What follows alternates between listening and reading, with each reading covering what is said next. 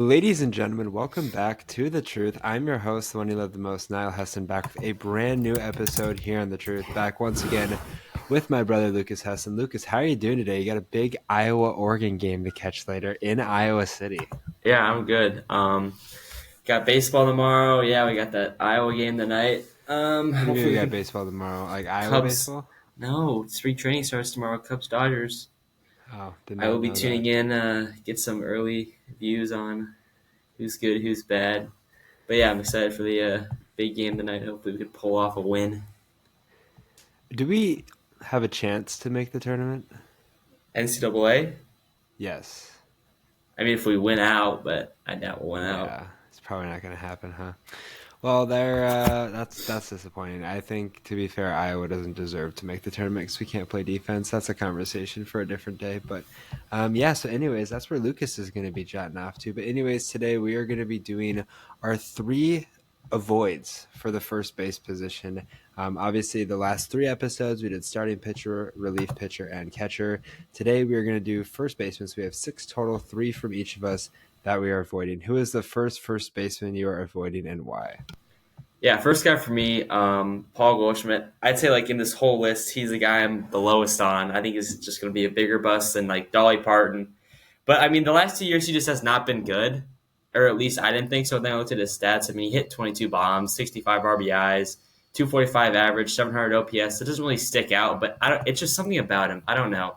First base position, I don't think is going to be terrible. Like in terms of doing some research, where guys are going to get drafted, but he just, I don't know.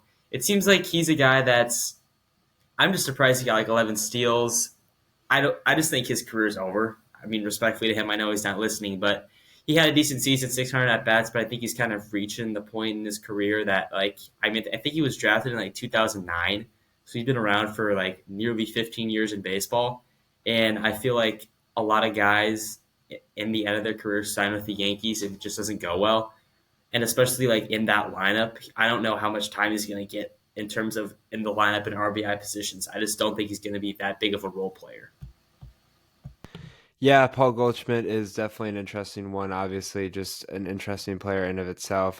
Paul Goldschmidt, obviously now in New York. Kind of weird. They have Paul Goldschmidt as well as Cody Bellinger. They obviously last year had Rizzo. Like, I mean, they just are getting like old veteran first basemen and seeing what they can make out of them at their stage of their career. For me, this is definitely a surprise one, and this one isn't one that I'm necessarily like, oh, like I'm definitely avoiding like completely because obviously the talent is there. But this one is one of those where I'm just looking at him and I think he's a little bit too high of a pick, and it's going to be Christian Walker. Now, Christian Walker obviously is a very good player. He's going to be first year here in Houston, the last eight or so, I believe it was, in Arizona. Last year, pretty good stat line for Walker. He had 26 home runs, 84 RBIs, and batted a 251 average. Year before and the year before that were a little better. 33 home runs the year before last year, and then 36 the year before that. So I've seen a little bit of a downward trend. Doesn't mean that's going to necessarily continue, but the last 3 years he's continuously regressed from obviously where he was at. And on top of that, this is his first year with a new team, and you know how I always feel about being in a new team. But I'd much rather pick some other first basemen on this list that are below him, guys like Josh Naylor, even Salvador Perez, who has first base eligibility. I definitely consider over Christian Walker, but you never know with Christian Walker. Obviously, he's a big power bat. But I'm a little bit scarred from the last first baseman veteran that was in Houston, Jose Abreu, and the downfall that he had there. So definitely an interesting name, one that I'm definitely going to be picking, but I don't know if I'm going to be picking as the sixth best first baseman in fantasy this year. Who's your second guy? Yeah, same kind of thing. My guy's Pete Alonso. It's kind of the same philosophy you kind of live with. I mean, he kind of had a pretty tumultuous offseason. It was like rumored he'd go here, and then he just ends up with the Mets. And I think he has a decent contract, but just the fact that he had that kind of offseason, he probably wasn't focusing as much on developing his game in terms of where he was signing. And his numbers really, like, they're good, but it wasn't when he hit 50 home runs and had like 150 RBIs his first year. I mean, top five first baseman also in terms of ADP. Only 34 home runs, 88 RBIs was really surprising to me. I mean, he played in 162 games. I think that's kind of the postseason, but still, 88 RBIs with 34 home runs is kind of concerning the fact that he's kind of just putting the ball in play only over the wall, which isn't bad, but I think you need some more RBI production there. 70 walks to 172 strikeouts. So he's kind of approaching that level where he's just going to strike out or homer, it seems like. Because, 2021, 127 strikeouts, then 128, then 151, then 172. So he's kind of making a shift to getting away from average and kind of more power, which isn't necessarily a bad thing, just depending on what you're looking for. He hit 240 last year, 329 on base isn't terrible. Only a 788 OPS, so he's not bad. But I don't think he's a fourth round pick in terms of drafts. Just again, it kind of depends on what you need, but I think he's more of like a big name than what he's actually producing.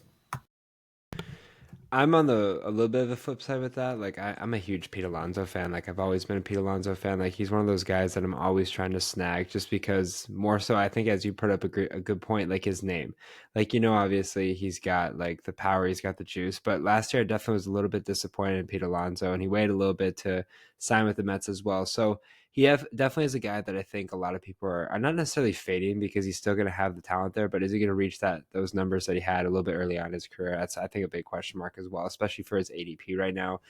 Second guy that I'm going to go with Nathaniel Lowe. Now, Nathaniel Lowe switches over from Houston, Texas to Washington to be the first baseman there. Talent-wise, Nathaniel Lowe is obviously a stud. He's a guy that's been on the rocks for Houston. I keep saying Houston, Texas. My gosh. 2022 had a big year for them. 27 home runs, 76 RBIs. The last two seasons has regressed a little bit. 2023, 17 for 82, and then 16 for 69. Only playing in 20 less games. And yeah, not necessarily a huge drop-off, but still, the 27 home runs to 17 and 22 to 23 obviously concerned a lot of fantasy owners.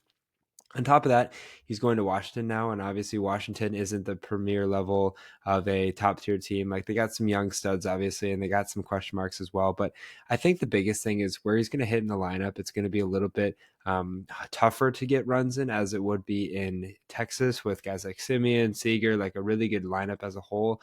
I think that's the biggest thing with Nathaniel Lowe, is I think the home run value could still possibly be there. Probably not to the level of 27 home runs, but it's the RBI totals that's really concerning me.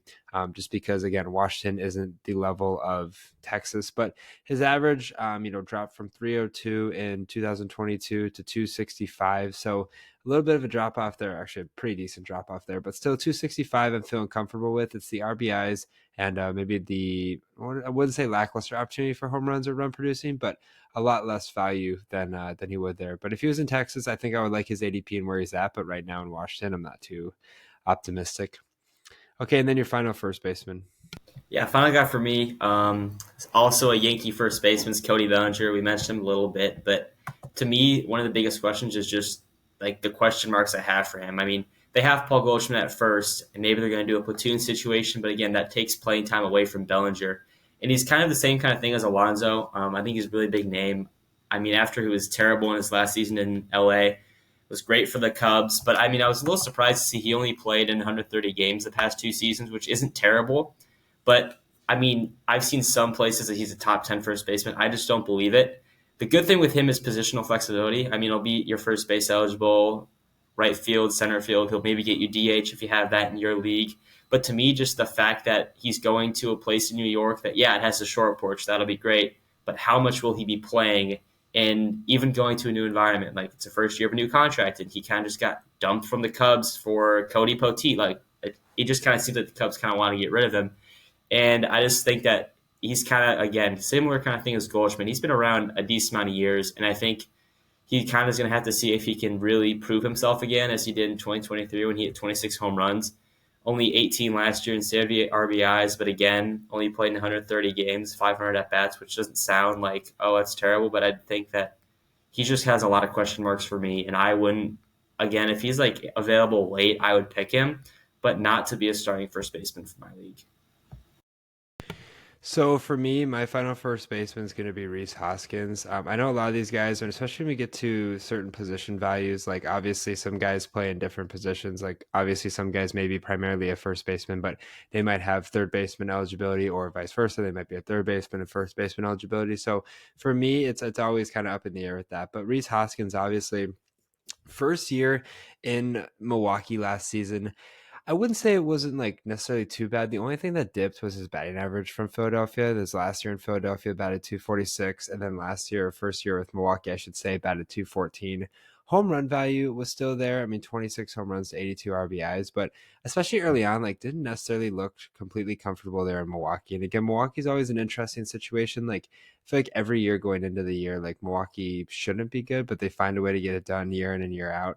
I think for Rhys Hoskins, I think this is the point of his career. We're going to see the numbers start to decline a little bit. Again, similar situation, not as bad as Washington, but not a lot of huge names that are really going to drop off the page and get on base for him, especially a lot of young guys as well. So I think the RBI numbers could be a little bit spotty. I don't see him getting back up to 26 home runs, especially at this point in his career. I know he's still relatively young, but he's 31 now. The average definitely took a huge hit last year. Also had 149 strikeouts, and I know at different times he's been a strikeout prone guy, but that was basically averaging a little bit more than a strikeout a game. I just don't feel confident in that. I don't feel confident drafting him for where he's at, regardless. I think he's currently ranked like 25th best first baseman, which is probably kind of where he's going to be drafted at. I would consider drafting him a little bit lower. I think the only thing that's kept him this high is the fact that he's got tremendous pop in that bat and has the opportunity to really develop into a nice hitter. I just don't know if it's going to happen. I think this is a big year for him to see if Milwaukee is really going to be a good fit for him, or if he's going to be one of those guys that's going to be kind of stagnated there and kind of just how he's going to finish off his career, assuming it is with Milwaukee or he gets dumped off to another team eventually. Thank you guys for listening to another episode here on The Truth. If you guys did enjoy it, make sure you follow The Truth on Twitter, The Truth as one, to stay up to date with the latest information regarding The Truth, including podcast dates, podcast uploads, and other important information you don't want to miss. Make sure you guys also follow The Truth on Instagram and TikTok at the.tt.truth. Are you looking to find a drink that offers peak hydration, raises your energy levels, speeds up your recovery, and keeps your mind sharp, they focus and memory? Look no further than the Acid Rainwater. I'm excited to partner with Bloodline Sports AZ and Acid Rainwater, which focuses on peak hydration and productivity while also maintaining ecosystem-friendly product. Use code HESSON15, that's HESSON15 for 15% off every purchase. As always, I'm your host, the one you love the most, Niall Heston, joined once again by my brother Lucas. Take care and good night.